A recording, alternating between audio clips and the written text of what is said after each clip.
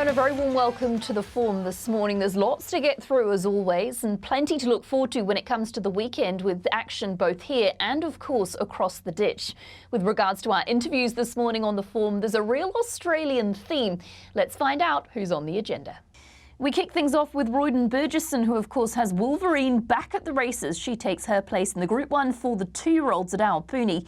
We then get across the ditch to Mike Maroney. Can Rock and Horse make it back-to-back Group 1 victories and build on that Newmarket win last time? Then Tommy Berry, he's got a full book of rides for day 1 of the championships, including cult favourite Shelby 66. And we wrap up the show with expat Kiwi Alysha Collett, who's making the most of her lightweight to have some key rides on Saturday at the championships. It's great to have your company on the Form this morning, and we thought we'd check in with the Central District's trainer who has a very talented filly. That is, of course, Wolverine, who takes her place in the Group 1 on Saturday. Royden Bergerson joins us on the line. And Royden, great to have you with us, and no doubt it's pretty exciting for the team to have Wolverine back at the races on the weekend. Yeah, it's very exciting, Emily. Good morning. Yeah, really looking forward to the weekend coming up, so here's hoping. Royden, for people who don't know what she's been up to since the Karaka Million, talk us through what's happened since then. Look, she went for a spell at Chris Rutten's farm for a couple of weeks after the Karaka Million, and then we brought her back into work, and she had a gallop at the races here about a month ago, between races, and then she had a jump out at Levin 2 weeks ago. And she's had a trial last Tuesday. And I guess a lot of the other contenders in the race have had the benefit of that run since the Karaka Million, or have had a couple of runs since the Karaka Million. Do you feel with the jump outs and the trials and everything, you have her right where you want her for that assignment on Saturday? Yeah, I don't think I can get her any better. She's her work's been outstanding. Her jump out and her trial was really strong. So her work's been fantastic, and couldn't be happier with her. And the best thing about it as well is you get a nice draw, and that sort of really gives you every chance, doesn't it? Yeah, in our home tracks. First time she's never had to travel, and she was getting a bit tired coming to the end of it after the Karaka Million. Though she had 3 big trips up there, but look, she's really well in herself, and I don't think I can get her much better.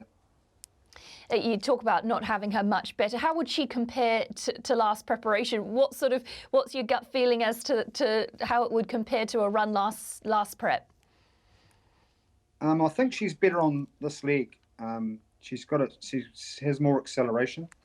I know it's hard coming from 10 weeks without a race, but I think the jump out and the trial have probably got her ready for it, and she's got a lot stronger now. I think she's held her condition really well. She's bulked up, and she looks amazing. You also get the services of Lee Thinnis, and he was aboard for the Karaka Million, and no doubt that'll be good now he's actually had a ride on her. Yeah, he'll know her now, and we didn't think she'd probably jump that good at Karaka, but she flew the gate, and ever since that she's been jumping out really good. So like she should land, hopefully end up with the run of the race. Just looking at the Karaka Million here and sort of reliving that memory, it must have been a little bit bittersweet because she'd been so good up till then and still ran such a brave race for you and the team. Yeah, she's a tough filly. She won't lay down. She gave it her all up there. She just got beaten by a good colt on the day, so hopefully we can turn the tables on them this weekend. Yeah, exactly, and on your home turf as well. No doubt that'll be very satisfying for you, Royden. Yeah, well, Alpuni hasn't won the size produce for about 50 years, so it's about time we're due one. The pressure's on, so to speak. Yeah, it's good pressure though. It's really enjoyed this week. Fingers crossed she holds together till the weekend, and I think they'll see a good horse. And Royden, what about plans after the race on Saturday? Is there any sort of future plans, maybe heading across the ditch, or is it really just to try and get that Group 1 win on her resume? Well, we're always trying to get a Group 1. Look, it's up in the air with us, really. We don't really know until after the race. Like, they said we could have her till the Karaka Million, and then they agreed to keep her here for the size produce, but I was only had to have one more run with her.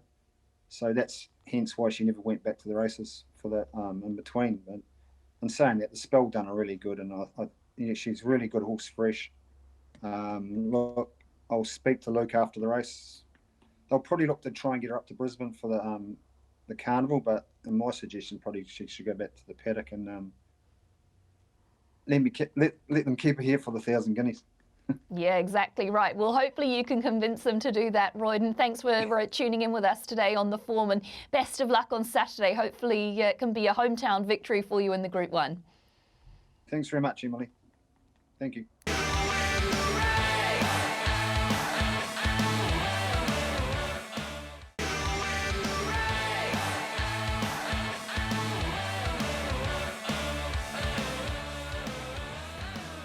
Well, the Mike Maroney stable has another big weekend on the horizon, and Mike very kindly has joined us now on The Form this morning. Mike, great to get you with us, and no doubt you're looking forward to Saturday because you've got some really good runners.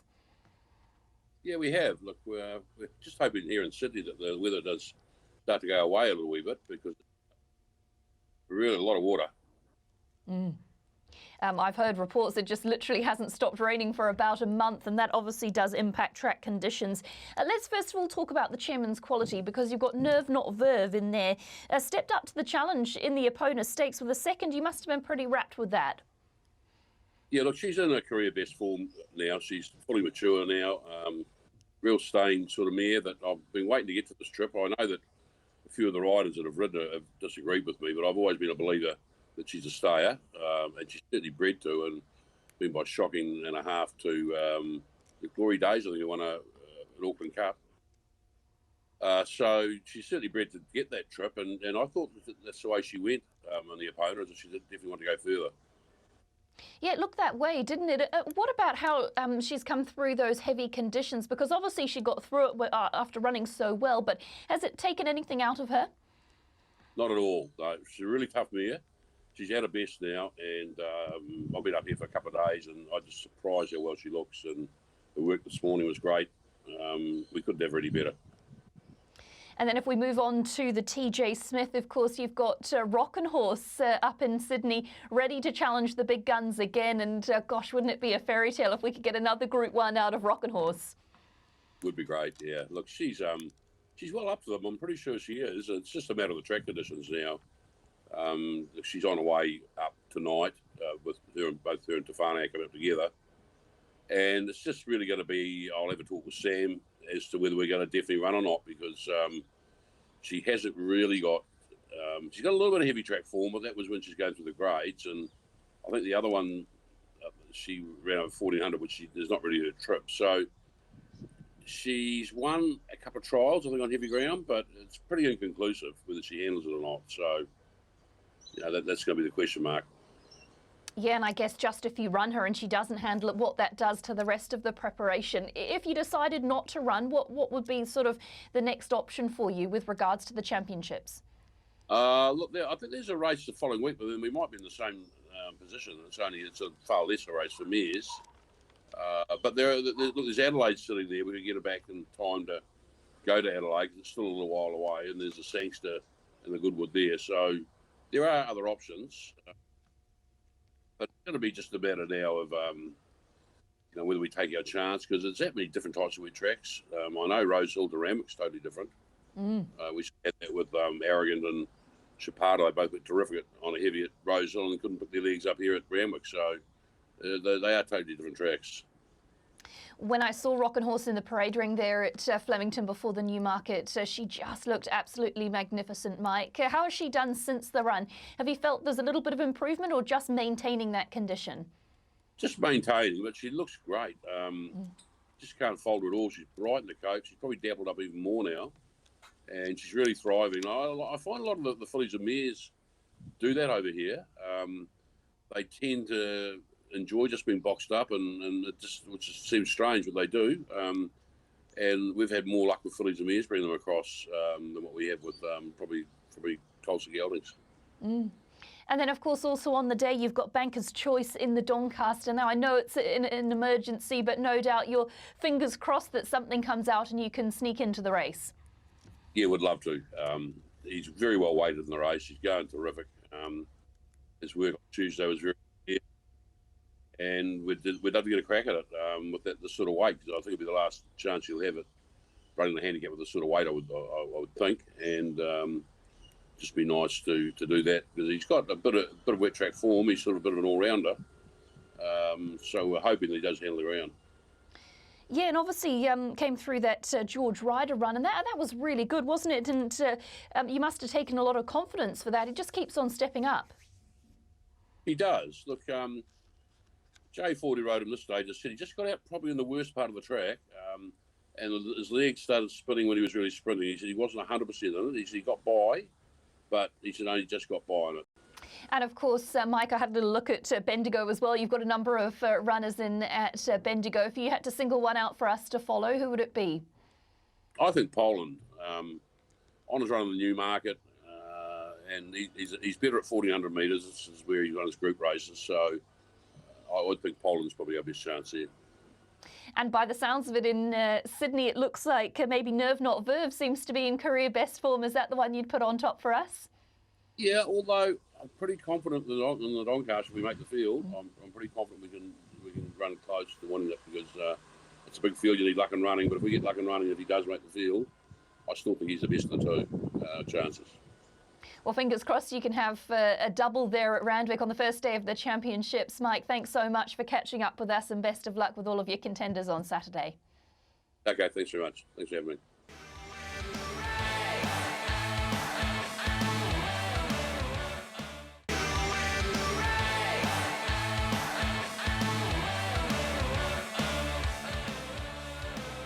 Well, across the ditch again on the form, and we link in with Tommy Berry, who's got a very busy day on Saturday for the first day of the championships. But I guess, Tommy, as we say, a very good morning to you.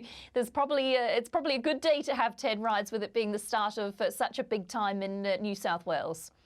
Yeah, no, exactly. It's going to be a long, busy day. But as you said, when you've got quality rides on the day and 4 Group 1s, it makes it a lot more enjoyable.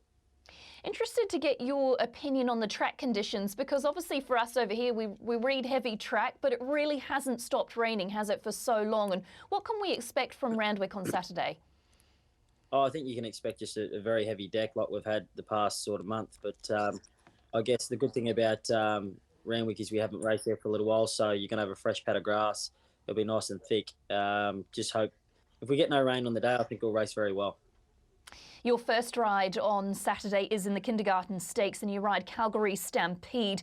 You rode this horse in the Todman. What did you make of that run? Yeah, it was all right. He's very raw, very new. He's still learning his trade, and you can see that in his races. He travels really well on the speed, but when he comes off the bit, he wants to wander around a bit. So we've taken the visors off him now. We feel like that's, they've done their job with him, and he worked really well on a Tuesday. So I'm expecting a bold showing from a good gate. Just how he gets through that very heavy ground's the unknown, but I guess the same with a lot of horses on Saturday.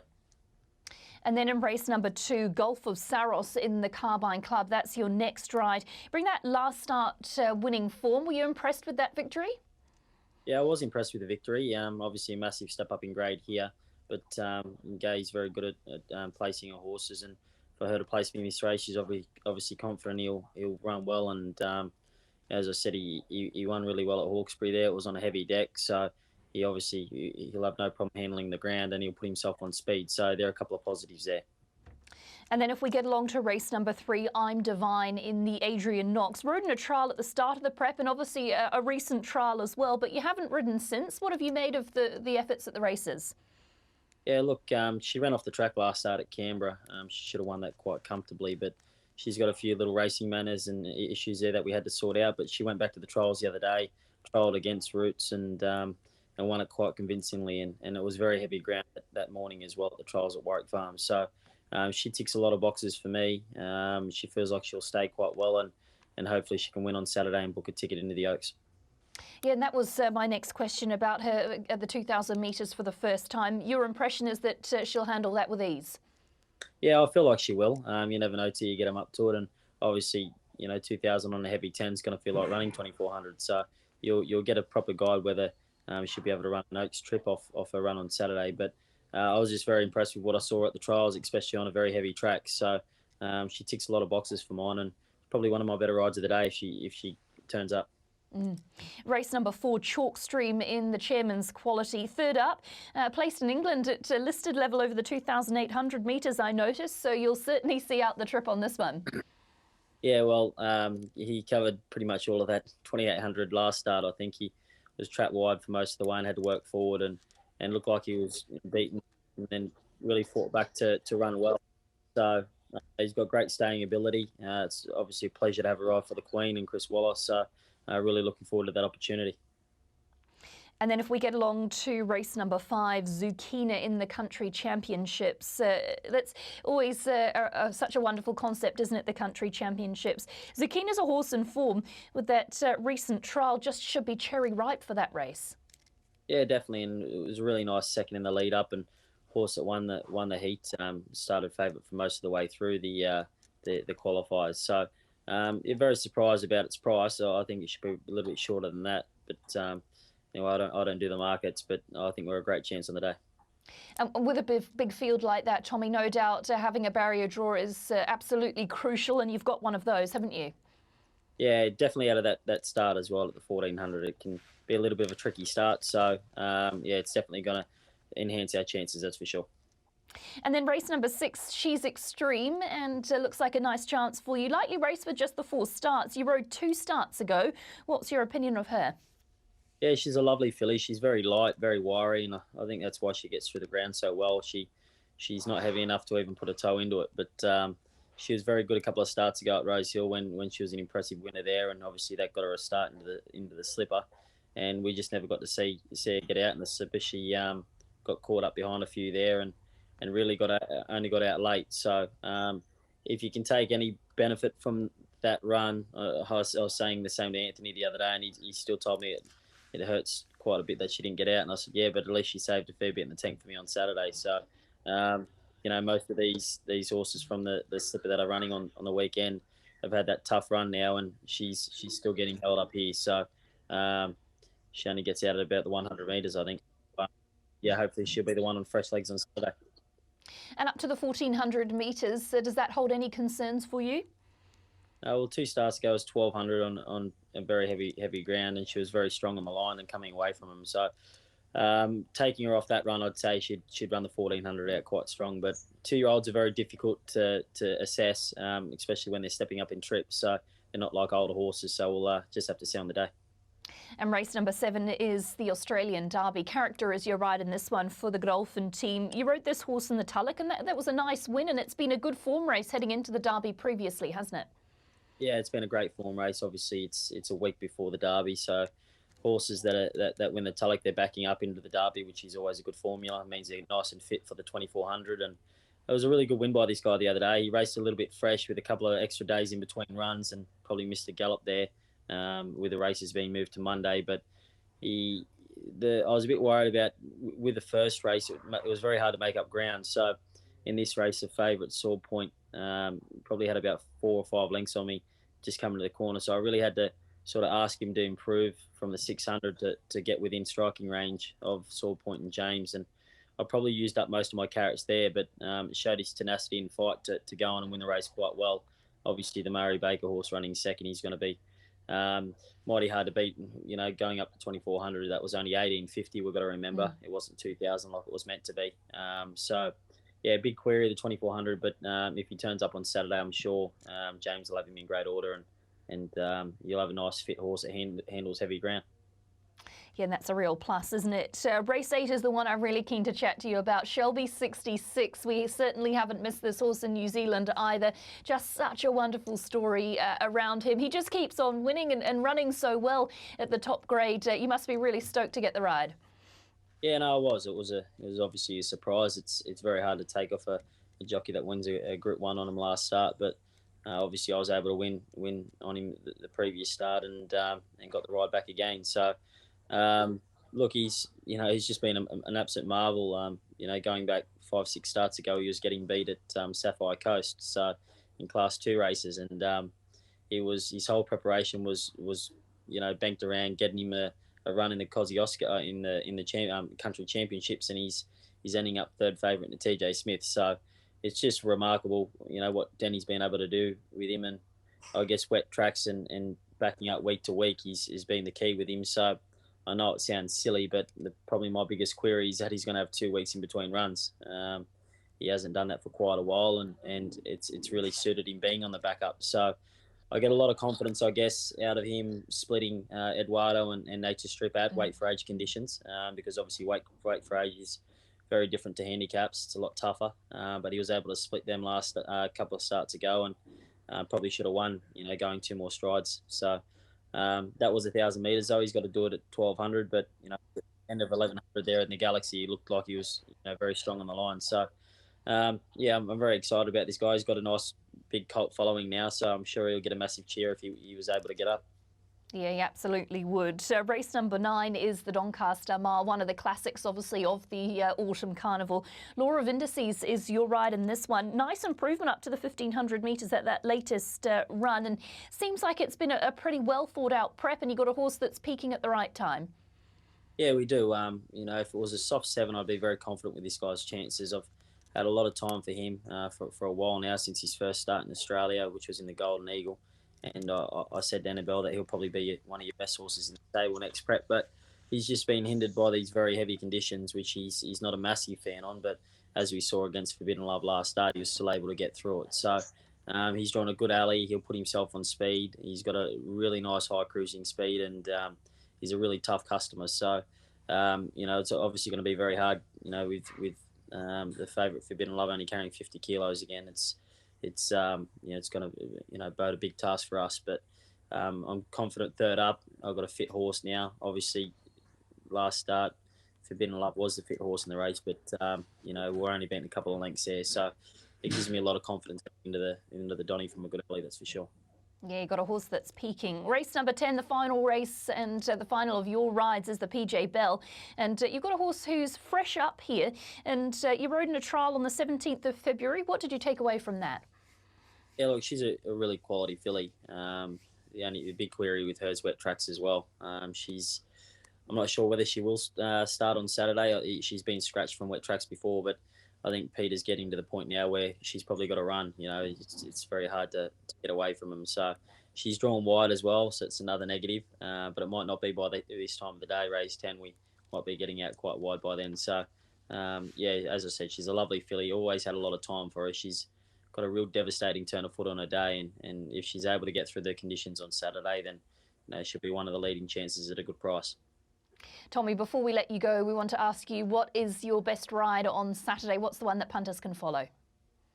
Very tricky, but I think I'm just going to have to go Shelby 66 just because I want him to win so bad, and he'll be the best wet track on the day, that's for sure. So if I'm able to pull that off on him, I'll probably be one of the highlights, definitely my career, and Denny Williams for sure. We've enjoyed some great success during the championships, and fingers crossed that can continue over the next couple of weeks. Best of luck on Saturday. Thank you very much. Have a great day. Take care.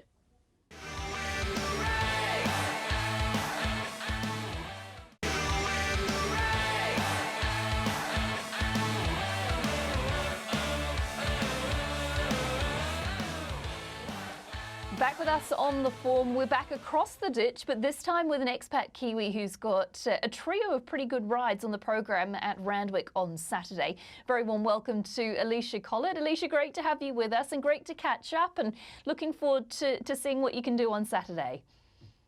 Yeah, so am I. All I'm hoping so is this rain stays away a little bit. It hasn't sort of stopped raining here the last 3 days, and I'm probably only 10 minutes away from Randwick, so at least we have a new surface to work with.